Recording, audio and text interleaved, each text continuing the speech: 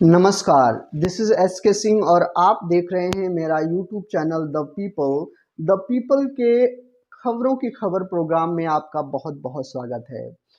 आज हम बात करेंगे सुब्रत रॉय, सहारा प्रमुख सुब्रत रॉय की मौत का और उस मौत से उठे हुए उन सवालों का कि आखिर उन लाखों करोड़ों इन्वेस्टर का क्या जिनके पैसे अभी तक नहीं मिले हैं और जिन्होंने अपने जीवन की मोटी गाढ़ी कमाई, मेहनत की कमाई सहारा कंपनी में जमा की है। हम बात करेंगे कि आखिर सुब्रत रॉय देखते ही देखते भारत के बिजनेस टाइकॉन कैसे बन गए और हम बात करेंगे कि नेताओं के, पॉलिटिशियन के चहेते और फिल्म स्टार के साथ घूमने वाले आखिर सुब्रत रॉय ने ऐसा क्या कर दिया कि उनको जेल की हवा खानी पड़ी। हम बात करेंगे कि कोर्ट के सामने सुब्रत रॉय ने ऐसा क्या किया कि कोर्ट से उनको फटकार मिली और उन्हें सजा से कोई नहीं बचा पाया। तो आइए हम एक एक करके इस वीडियो में इन सारी बातों को समझने की कोशिश करते हैं। उससे पहले अगर आपने इस चैनल को सब्सक्राइब नहीं किया है तो सब्सक्राइब कर लीजिए, क्योंकि यहाँ पे आपको मिलती है लेटेस्ट न्यूज़ की पूरी समीक्षा, पॉलिटिकल नॉलेज और नेताओं से संबंधित जानकारी और उसके साथ साथ फाइनेंस और पर्सनल फाइनेंस से जुड़ी हुई वो सारी जानकारियाँ। तो ये चैनल आपकी लाइफ में एक अहम कंट्रीब्यूशन करने वाला है। तो अगर आपने इस चैनल को सब्सक्राइब नहीं किया है तो आप कर लीजिए। चलिए हम आगे बात करते हैं। 1978 गोरखपुर के एक छोटे से जगह से सुब्रत रॉय के जीवन की शुरुआत होती है। वैसे तो जीवन की शुरुआत तो वो काफ़ी पहले ही कर चुके थे। मेरे कहने का मतलब ये है कि उनके बिजनेस मॉडल, उनके बिजनेस की शुरुआत होती है। उससे पहले सुब्रत रॉय स्कूटर पे स्नैक्स बेचा करते थे, नमकीन वगैरह बेचा करते थे। एक ये छोटा सा आदमी, लेकिन सुब्रत रॉय की जो आइडिया, जो माइंड था, वो हमेशा ही एक पैसे से पैसे बनाने वाला जो है कि माइंड हुआ करता था। उन्होंने अपने काम के दौरान ही इस बात को नोटिस किया कि जो छोटे दुकानदार होते हैं, खास तौर से जो किराने के दुकानदार और इस तरीके के दुकानदार होते हैं, वो पैसा तो कमाते हैं लेकिन वो पैसे को सेव नहीं कर पाते, उसको इन्वेस्ट नहीं कर पाते। इसी थॉट से वो एक इन्वेस्टमेंट कंपनी की शुरुआत करते हैं और मात्र 1 रुपए के इन्वेस्टमेंट से एक कंपनी जो है कि खोलते हैं, ताकि उनमें इन्वेस्टर को 1 रुपए हर रोज जो है कि वो बचत करनी थी। इस कंपनी की शुरुआत मात्र 2000 रुपए से सुब्रत रॉय करते हैं और देखते ही देखते ये कंपनी लोगों के बीच बहुत पॉपुलर हो जाती है और अब वो लोगों को पैसे देती है, रिटर्न करती है, एक अच्छा रिटर्न देती है और लोगों का विश्वास जीतती है।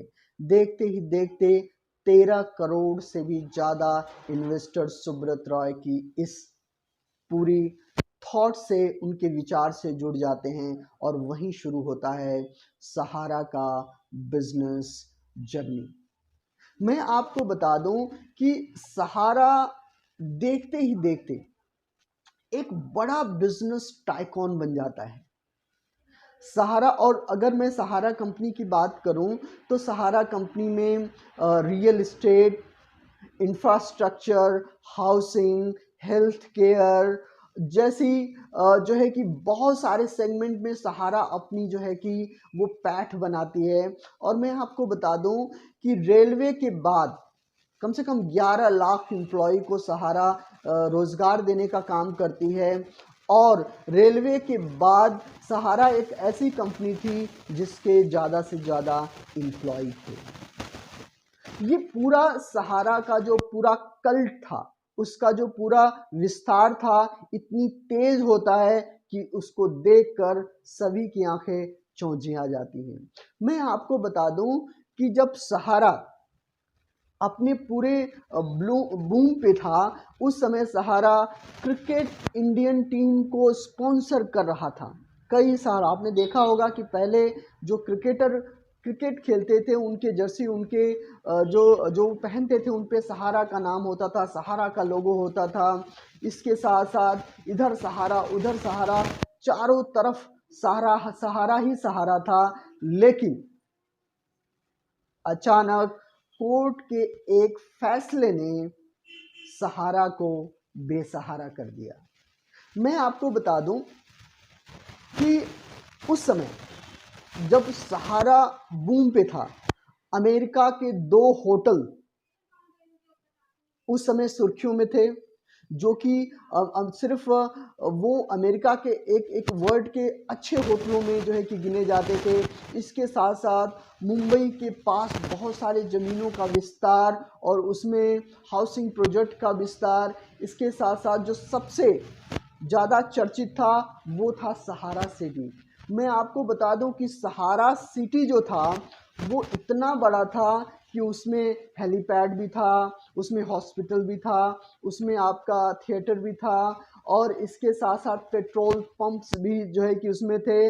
आर्टिफिशियल लेक, यानी एक एक डेवलप कंट्री की जितनी सारी सुविधाएं एक एक हो सकती थी उस सहारा सिटी में थी। और सवाल सिर्फ इतने का ही नहीं था, आप देखें कि हेल्थ सेक्टर, हॉस्पिटलिटी, मीडिया और एंटरटेनमेंट, सारे सेक्टर्स में सहारा अपना विस्तार कर रहा था और उसकी पैठ राजनीति के अंदर तक थी। लेकिन अचानक सहारा के इस पूरे मनी कलेक्शन पर एक इनकम टैक्स ऑफिसर की नज़र पड़ती है और कम से कम 13 करोड़ के लेन देन की जो लीगल नहीं है उस पे उस मुद्दे को वो निकालता है।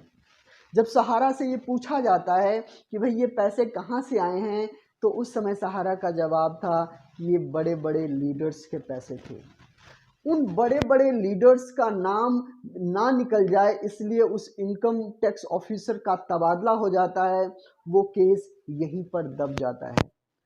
लेकिन मामला तब शुरू होता है जब 2009-10 में सहारा कंपनी आईपीओ लेकर आना चाहती है, और उसका कारण ये था कि जिन लोगों से पैसे लिए गए थे उनको रिटर्न देने का समय आ गया था, लेकिन सहारा कंपनी के पास फंड्स नहीं थे।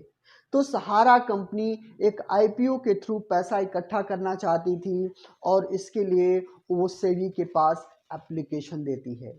जब सेबी ने सहारा के पूरे डॉक्यूमेंट को खंगालना शुरू किया, सारी कंपनियों को खंगालना शुरू किया, तो उसमें सहारा की 2 कंपनी, मैं आपको बता दूं, सहारा की 2 कंपनी जिसमें जो मेन थी वो सहारा इंडिया रियल एस्टेट कॉरपोरेशन और स्टेट हाउसिंग इन्वेस्टमेंट कॉरपोरेशन, ये सहारा की ऐसी 2 कंपनियां थी जिसमें इकट्ठा किया गया पैसा वो इलीगल पाया जाता है, और वहीं पे सेबी इस पूरे केस को ओपन करती है।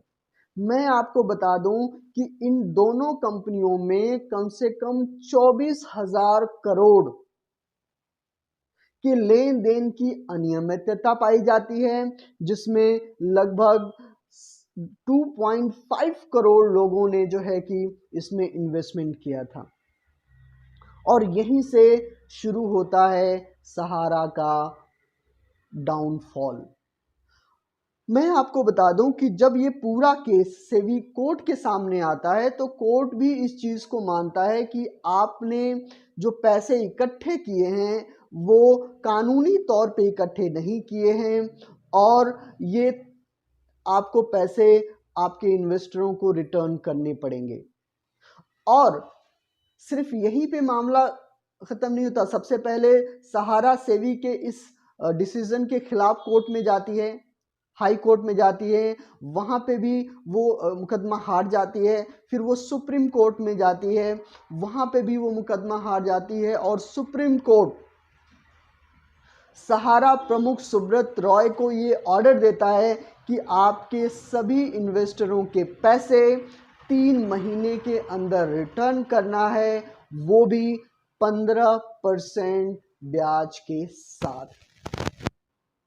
ये कोर्ट का फैसला आता है और सहारा इस कोर्ट और इसी फैसले के दौरान मैं आपको बता दूं कि जब कोर्ट सहारा से उसके डॉक्यूमेंट्स मांगती है तो सहारा 127 ट्रकों में भरकर डॉक्यूमेंट कोर्ट के सामने लेकर जाता है। ये कहीं ना कहीं कोर्ट का मजाक उड़ाना और अपने दम का प्रदर्शन जो है कि सहारा करती है, और उसी के इस दम्भ ने कहीं ना कहीं सहारा की लुटिया डुबो दी। मैं आपको बता दूं कि उन सारे जब डॉक्यूमेंट को देखे गए तो उसमें सारे डॉक्यूमेंट और लेन देन सारी चीजों का ब्यौराज ही नहीं मिला और सहारा जो है कि गिल्टी पाया जाता है। 2012 में आए इस कोर्ट के डिसीजन के बाद पहली किस्त तो सहारा 5100 समथिंग करोड़ का अमाउंट जो है कि वो जमा करवा पाती है, लेकिन दूसरी किस्त देने में वो असमर्थ हो जाती है और उसके बाद सहारा के प्रमुख सुब्रत रॉय को गिरफ्तार कर लिया जाता है।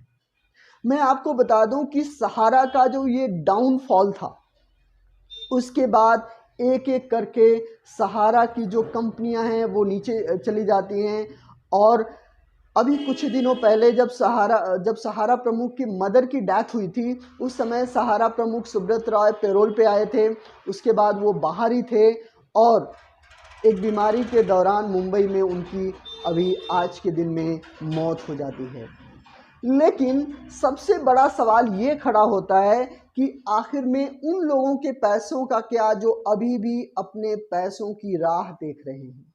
मैं आपको बता दूं कि जब इस तरह के केसेस चलते हैं तो उस व्यक्ति के होने ना होने से लोगों के पैसे डूब नहीं जाएंगे, क्योंकि वो सारे जो केस हैं, वो सारे अकाउंट्स हैं, वो सारे जो लैंड हैं वो कोर्ट के अंतर्गत जो है कि वर्क कर रहे हैं, गवर्नमेंट के अंतर्गत वर्क कर रहे हैं।